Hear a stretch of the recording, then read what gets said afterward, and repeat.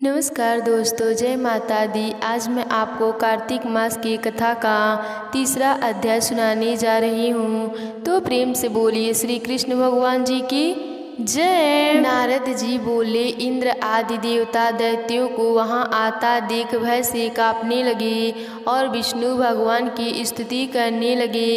हे मच्छ कच्छ आदि रूप धारण कर भक्तों के दुख दूर करने वाले ब्रह्मा विष्णु शिव आदि रूप में संसार का पालन व संहार करता, शंख चक्र गदा पद और खंडक धारण करने वाले आपको प्रणाम है। हे असुर संहार कारक गरुड़ वाहन पीताम्बर धारण करने वाले शरणागत भयहारी आपको नमस्कार है। दैत्यों से दुखी मनुष्यों को दूर दूर करने वाले शेषनाग की सैया पर शयन करने वाले सूर्य चंद्र रूपी नेत्रधारी आपको बारंबार नमस्कार है। नारद जी बोले, इस संकट नाशक स्रोत का पाठ करने से कभी दुख नहीं भोगना पड़ता।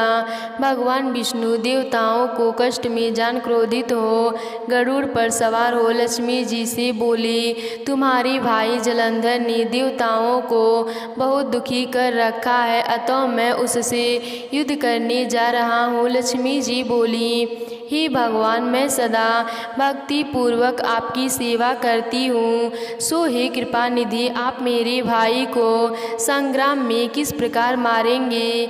श्री भगवान बोले, शिव जी के अंश से पैदा होने वाला ब्रह्मा के वरदान व तेरी प्रीति में पला जलंधर मारने योग्य नहीं है। नारद जी बोले, यह कहकर भगवान विष्णु शंख चक्र गदा पद्म धारण कर जहाँ देवता स्तुति कर रहे थे वहाँ गए।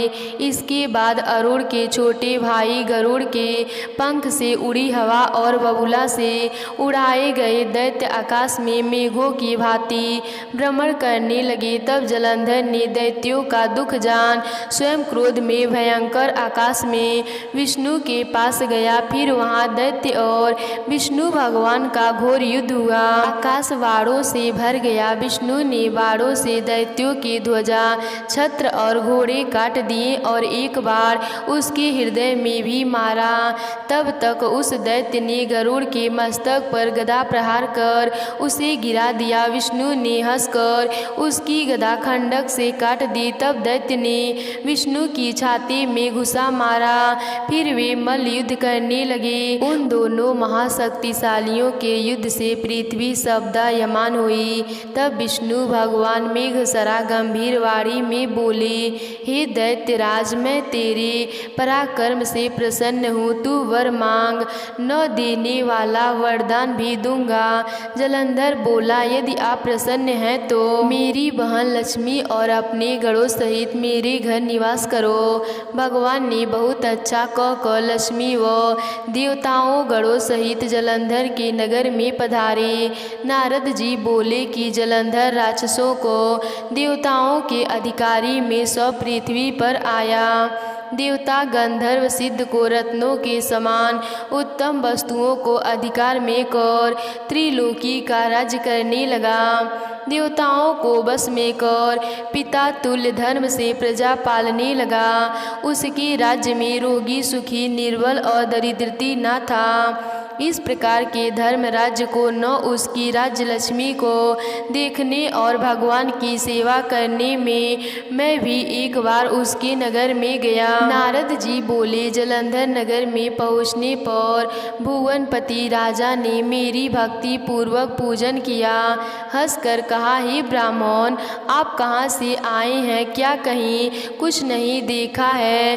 किस लिए आप आए हैं? आज्ञा दीजिए। नारद जी बोले, हे दैत्यराज, एक समय मैं कैलाश पर्वत पर गया। वहाँ शिव जी को पार्वती जी के साथ बैठे हुए देखा। कैलाश पर्वत पर 10,000 योजन चौड़ा है। इसमें कल्प वृक्ष के सदन वन है। सैकड़ों कामधेनु गाय हैं और चिंतामणियों का आकाश हो रहा है। उसे देखकर मैंने सोचा कि त्रिलोकी में इसके समान कोई रिद्धि कहीं भी नहीं है। परंतु दैत्यों ने उसी समय मुझे तुम्हारी संपत्ति का ध्यान आया, सो मैं आपके यहाँ आया हूँ। स्त्री रत्न के बिना तुम्हारी संपत्ति को देखकर विचार करता हूँ कि शिव के समान त्रिलोक में कोई सुखी नहीं है। भले ही नाग कन्या और अप्सराएं आपके घर में हैं, वे पार्वती के समान सुंदर नहीं हैं। शिव जी की सुंदरता देख समुद्र में डूबकर ब्रह्मा ने भी अपना वीर छोड़ दिया। उसकी क्या उपमा दी जा सकती है। मछली का रूप धारण कर जिस पार्वती ने कामदेव के शत्रु महादेव जी को सुंदरता रूपी वन में अपनी लीला से भ्रमण कराया, और पार्वती के समरूप ब्रह्मा ने भी दूसरी रचना करनी चाहिए, परंतु न कर सके। इसमें उस स्त्री रत्न को भोगने वाले महादेव जी का वैभव सर्वश्रेष्ठ है, उनके सामने तुम्हारा वैभव कम है। यह कहकर उससे आज्ञा ले मैं चल दिया। दैत्यराज उसके रूप को सुनकर काम ज्वर से पीड़ित हो गया और विष्णु जी की माया से मोहित होकर सिंहा के पुत्र राहु को कामदेव जी के पास दूत बनाकर भेजा। राहु चंद्रमा को अपने काले रंग के रंग कर कृष्ण पक्ष का कर्ता कैलाश पर गया। नंदीश्वर से निवेदन करके वह महादेव जी के पास गया और कहने लगा, हे वृषभध्वज, त्रिलोकी के स्वामी रत्नस्वेर जलंधर की आज्ञा सुनो। तुम शमशान में रहने वाले, मुंडमाला पहनने वाले दिगंबर वेश को हिमालय की पुत्री नहीं प्राप्त होनी चाहिए। मैं रत्नों का स्वामी हूँ। पार्वती भी एक स्त्री रत्न है, इसीलिए वह मेरी योग्य है, तुम्हारे योग्य नहीं है। नारद जी बोले, राहु इस प्रकार कह ही रहा था कि महादेव जी की भौहों में से भयंकर शब्द करता हुआ एक पुरुष पैदा हुआ। शेर के समान उसका मुंह था, जिसकी जीभ हिलाती है। ज्वल माया नेत्र, ऊपर को केश और सूखा सा शरीर था। वह पुरुष राहु को खाने के लिए दौड़ा, तब राहु डर के मारे भागा। राहु को उसने बाहर पकड़ लिया और खाने लगा। तब शिव जी ने उससे मना कर दिया कि किसी दूत को मारना नहीं चाहिए, यह तो पराधीन है। तब उसने राहु को आकाश में छोड़ दिया और महादेव जी से प्रार्थना की कि मुझे बहुत भूख लगी है, हे देवेश मैं क्या खाऊं। शिव जी बोले, तुम जल्दी से अपने हाथ पैर का मांस खा जाओ। नारद जी बोले, उस पुरुष ने हाथ पैर का मांस खा लिया, केवल सिर ही शेष रहा।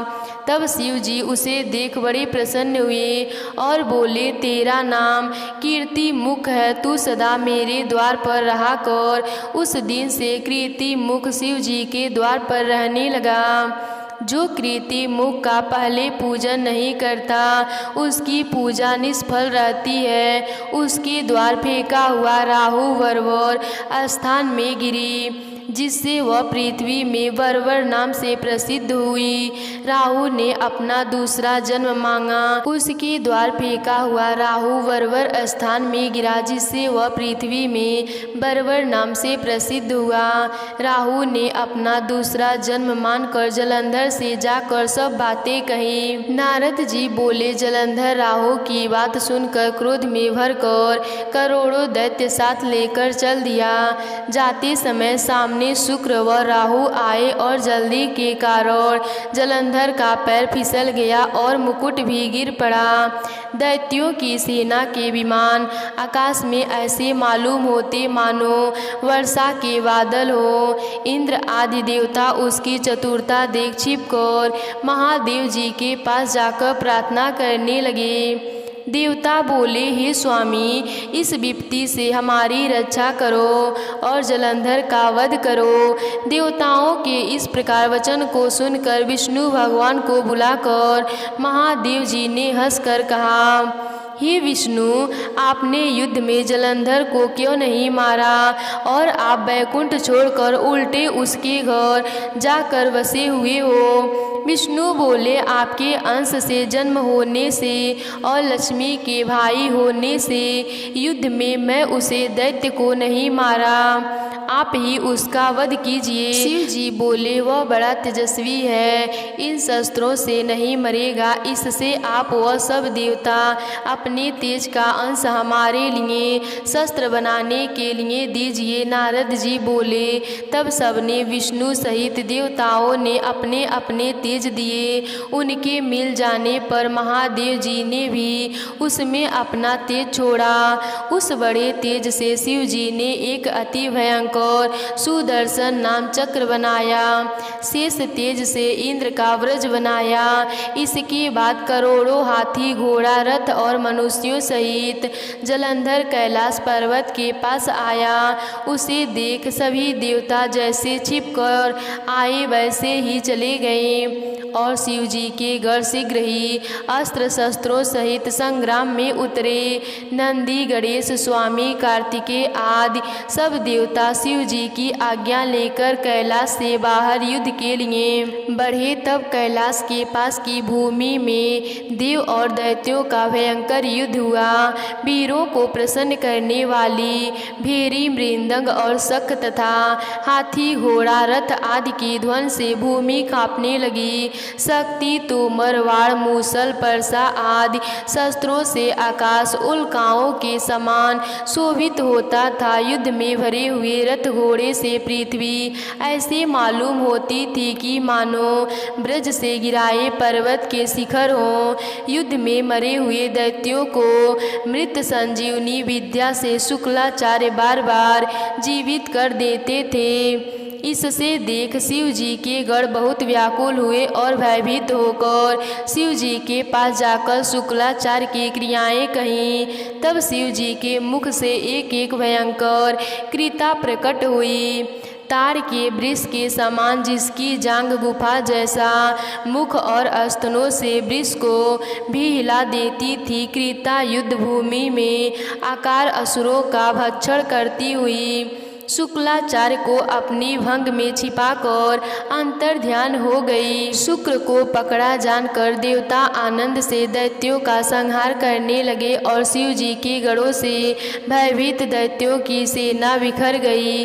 तब सेना को भागता देखकर तीनों सेनापति निशुभ तथा महाबली कालमेनी क्रोधित होकर युद्ध में गए। तीनों सेनापतियों ने वर्षा की बूंदों की भांति आकाश में बाणों की वर्षा से शिव जी के गढ़ों को घेर लिया। फिर दैत्यों के बाणों से आकाश व सब दिशाओं से घिरे से शिवगढ़ कांपने लगे। बाणों से घायल गढ़ों के शरीर से रक्त बहने लगी और कुछ भी दिखाई नहीं देता था। कुछ गढ़ तो भय से गिर पड़े, कुछ दैत्यों द्वारा मारे गए। इस प्रकार के छिन्न भिन्न होकर युद्ध भूमि छोड़कर भाग गए। तब नंदी, गणेश और स्वामी कार्तिकेय अपनी सेना को भागते देख क्रोधित होकर दैत्यों को रोकने लगे। नारद जी बोले, तब दैत्य नंदीश्वर, गणेश जी और स्वामी कार्तिकेय आदि शिव जी के गढ़ों को देखकर लड़ाई के लिए दौड़ पड़े। कालमेनी नंदीश्वर के पास, शुभ गणेश जी के पास और निशुभ स्वामी कार्तिकेय के पास कवच धारण करके युद्ध के लिए गए। निशुभ ने स्वामी कार्तिकेय के हृदय में 5 बाण मारे। तब वह मूर्छित होकर भूमि पर क्रोधित होकर गिर गए। कार्तिकेय शक्ति को उठाना चाहते ही थे कि निशुभ ने अपनी शक्ति से उनकी शक्ति काट दी। नंदीश्वर ने कालमेनी को बाणों से वेध दिया। 7 बाणों से घोड़ा, धनुष और सारथी काट दिए गए। कालमेनी ने भी क्रोधित हो नंदी का धनुष काट दिया। तब नंदी ने कालमेनी की छाती में त्रिशूल मारा, जिससे उसका हृदय विंध हो गया। घायल कालमेनी क्रोधित हो पर्वत खंडों को उखाड़कर उससे नंदी को गिरा दिया। शुभ अपने रथ में बैठकर गणेश जी मूषक पर बैठकर आमने सामने आए और आपस में लड़ने लगे। गणेश जी ने एक बार शुभ के हृदय में और 3 बार उसके सारथी को मारकर पृथ्वी पर गिरा दिया। तब शुभ ने क्रोधित हो गणेश जी के ऊपर वारों की वर्षा की और 3 बार गणेश जी व चूहे को मारे।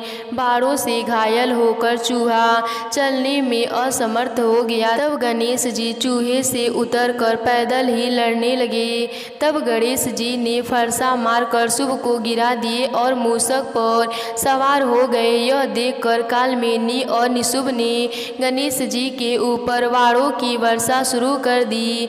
महाबली वीरभद्र भूतों को साथ लेकर गणेश जी को दुखी देखकर सहायता के लिए चल पड़े। कुष्मांड भैरव वैताल पिशाच भी वीरभद्र के पीछे दौड़ पड़े। तब कील कील शब्दों से, सिंह की गर्जना से और सेना के शब्द से पूरी पृथ्वी कांपने लगी। तब भूत पिशाच दौड़कर आए और दैत्यों को खाने लगे तथा संग्राम में चलने लगे। नंदीश्वर और स्वामी कार्तिकेय दोनों स्वस्थ होकर शीघ्र आए और संग्राम में अपनी बाणों से दैत्यों को मारने लगे। पिशाचों द्वारा छिन्न भिन्न की हुई शिव जी के बाणों द्वारा खाए हुए दैत्यों की सेना घबरा गई। तब जलंधर अपनी सेना को मारता देख बड़ी ध्वजा वाले रथ में बैठकर युद्ध भूमि में आया। उस समय शंख और रणभेरी बजने लगे और सिंहों की गर्जना होने लगी। जलंधर के वारों से पृथ्वी और आकाश ऐसे ढक गए जैसे कुहरे से आकाश ढक जाता है। जलंधर ने 5 बार गणेश जी को, 9 बार नंदीश्वर को और 20 बार से वीरभद्र को भेद दिया।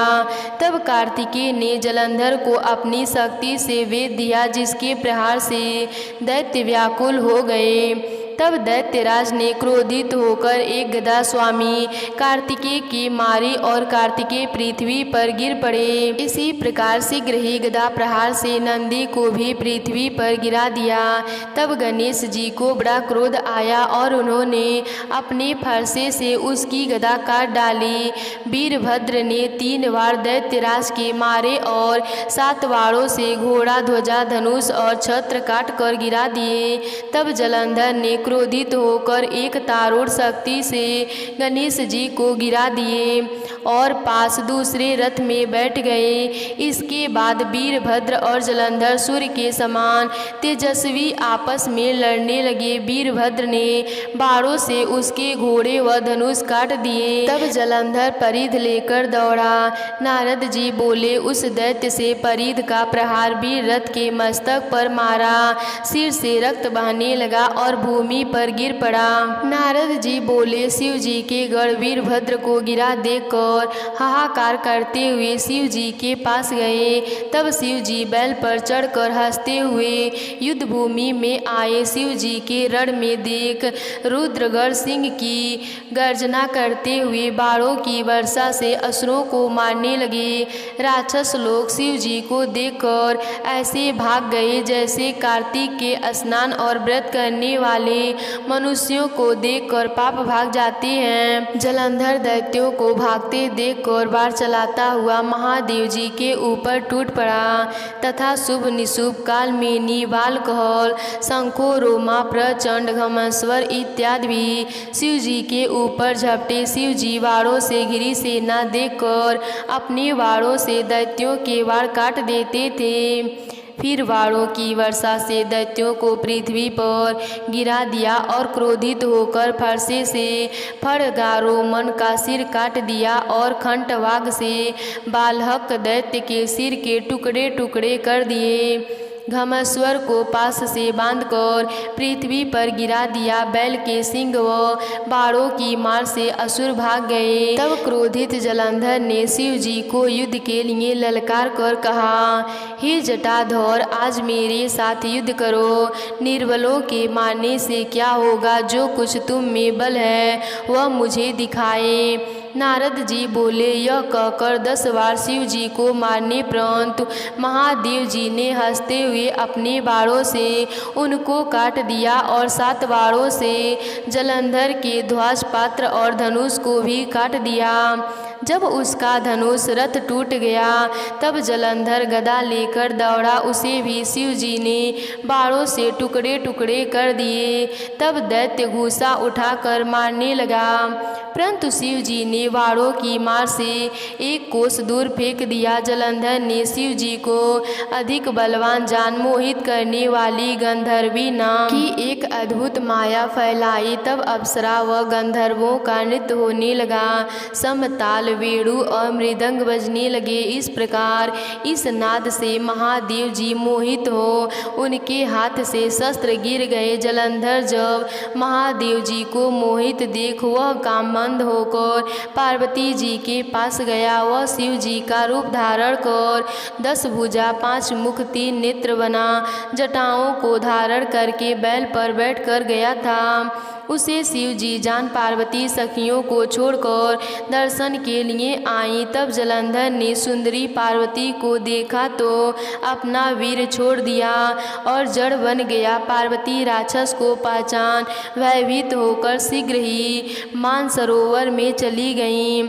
तब जलंधर बिजली की चमक की भांति पार्वती को गई देख पुनः युद्ध में आ गया। पार्वती ने मन में भयभीत होकर विष्णु भगवान का ध्यान किया। तब विष्णु भगवान ने पार्वती जी को दर्शन दिए। पार्वती जी बोली, हे विष्णु, जलंधर दैत्य ने बड़ा नीच कर्म किया है, क्या आपको ज्ञात नहीं है? भगवान बोले कि उसने अपने मरने का उपाय बता दिया है। जैसा छल उसने किया है उसी की भांति हम भी उसकी स्त्री के साथ करेंगे, क्योंकि इसकी स्त्री बड़ी ही पतिव्रता है। पतिव्रत रहते वह मारा नहीं जा सकता, वही इसकी रक्षा करती है। नारद जी बोले, रुद्र गंधर्व सहित युद्ध में रहे और विष्णु जलंधर की नगरी चले गए। जब माया अंतर ध्यान हो गई तब शिव जी को भी ध्यान हुआ और शिव जी ने क्रोधित होकर लड़ाई के लिए जलंधर पर चढ़ाई कर दी। शिव जी को आया देख जलंधर की बाढ़ भी वर्षा करने लगी। आज की कथा यहीं पर समाप्त हुई। तो प्रेम से बोलिए विष्णु भगवान जी की जय।